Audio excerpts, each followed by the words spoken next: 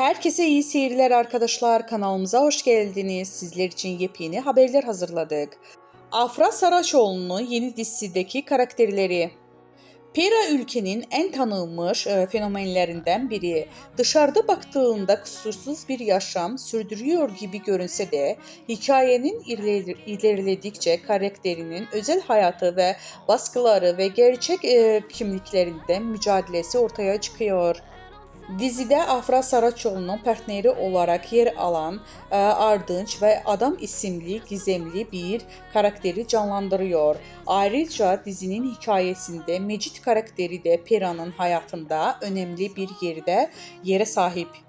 Dizinin çekimleri tamamlandığı ve yayın tarihi kısa süre içinde açıklanması beklendiği bildirildi. Şu ana kadar kesin bir yayın günü duyurulmadı. Ancak dizi Disney'de yayınlanması bekleniyor. Afra Saraçoğlu hayranları en çok merak ettiği konulardan biri de dizideki aşk hikayesi olduğu belirlendi.